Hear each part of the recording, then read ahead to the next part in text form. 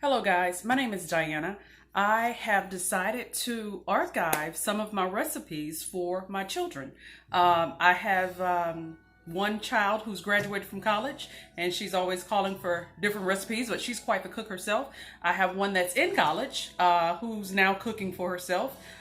She's living in an apartment away in college. And then I have a son who will be going off to college soon. So I decided, you know what? Let's archive some of these things. Many times I thought to myself, when I'm cooking, I'm trying to remember the things that my mother used to do or still does and what my grandmother used to do. And I kind of hate that we did not write down some of those recipes. So what I wanted to do is pass some of these recipes down to my children and have it archived with technology. So here we are. I'm gonna cook something today. A chef taught me, Chef Loving. I think he's passed on since then, but I will always remember his recipe because it was such a simple recipe, but the food was absolutely delicious. We're gonna do some steak today. It is Angus chuck steak. I've already rinsed off. Always rinse off your meat.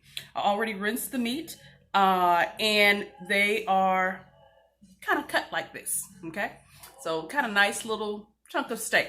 So we're gonna place the steak in the pot. Okay, sometimes you can do this in a glass pot because this is gonna go in the oven. Guys, whenever you want to be lazy and you really kind of want to not slave over a stove, consider putting it in the oven. I think I love cooking in the oven.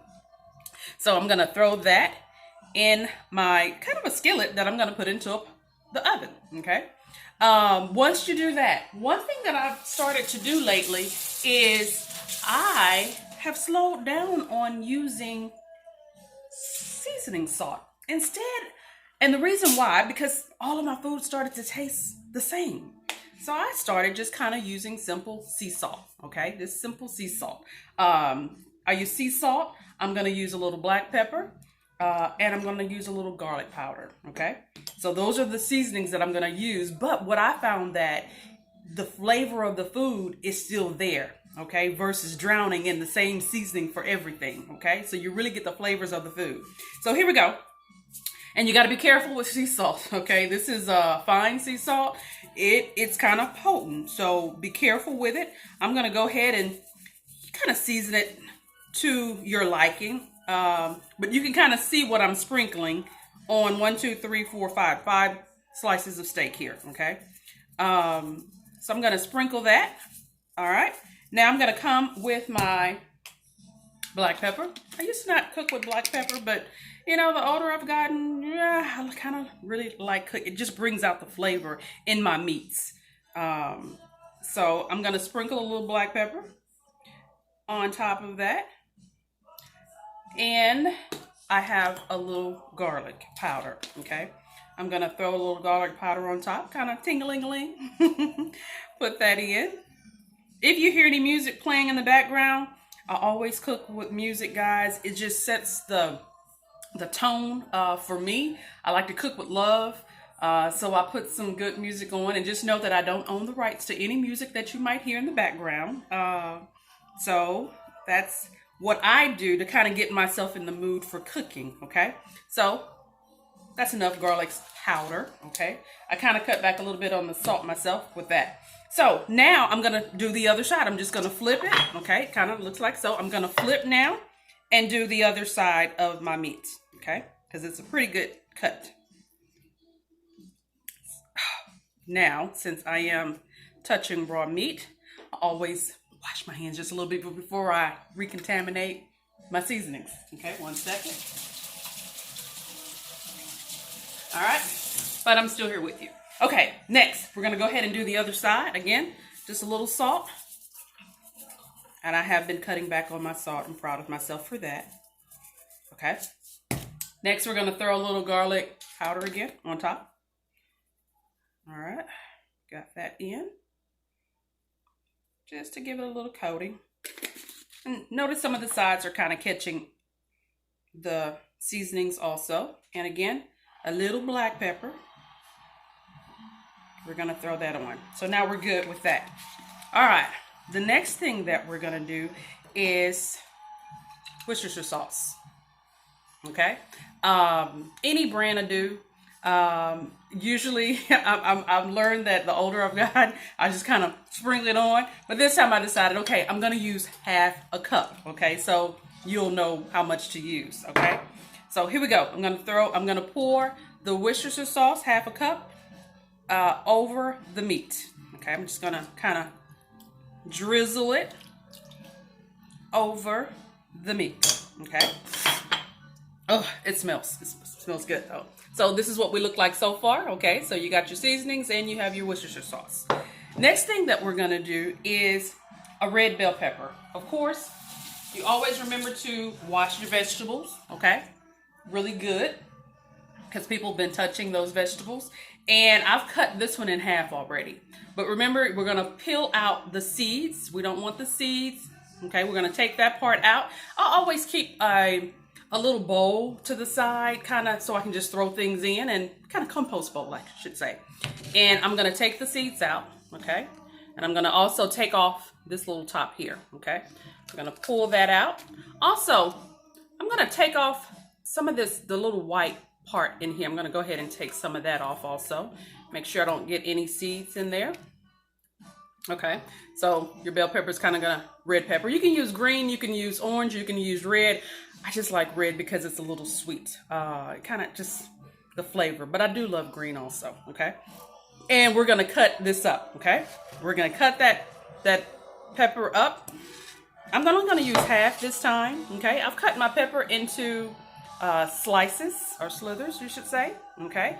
And the reason I do that is because my kids, some of them, you know, some of them like the red pepper, some of them don't like it. I make it really big and chunky, so those who don't want the peppers, it's kind of obvious where they are. I kind of do the same thing with my onions and all different type of things I chop up. I kind of give people an option if they want to eat that.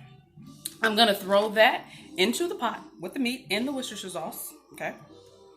Next, onion.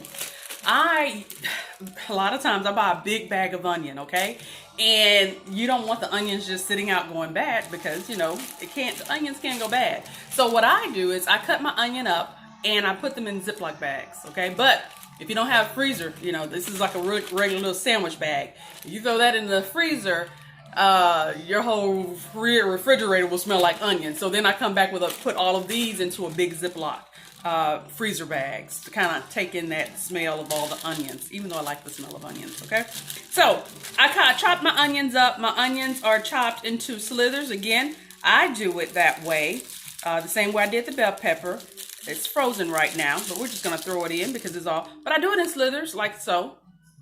So people who don't want the onion, they can kind of move them out the way. Okay, so I'm gonna throw this in. Listening to all of my happy feelings in the background. All right, so the onion is going in.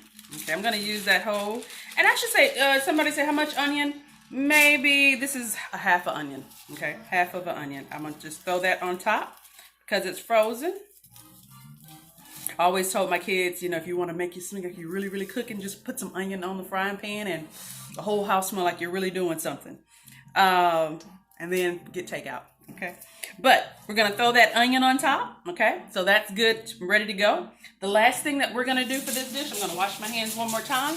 The last thing that we're gonna do for this dish is the secret, besides the Worcestershire sauce, golden mushroom. Guys, when I go to the store, I'm searching everywhere. I keep this. This is like a staple in my pantry. Okay, but I'm always gonna rinse the top. I'm gonna rinse the top real quick.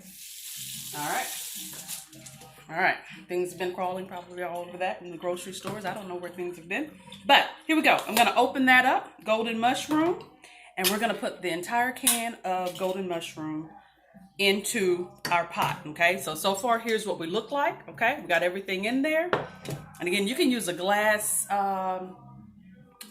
The ones that go in the oven, you can use those. So I'm gonna go ahead and I'm gonna pour the golden mushroom, okay, right over the meat. Okay. So, got all that in? All right. So, this is what we look like thus far, okay? So, we got that. Now, guys, we're going to put a piece of foil on top of this. This is going to go in the oven. So, basically, you're just dumping it all in.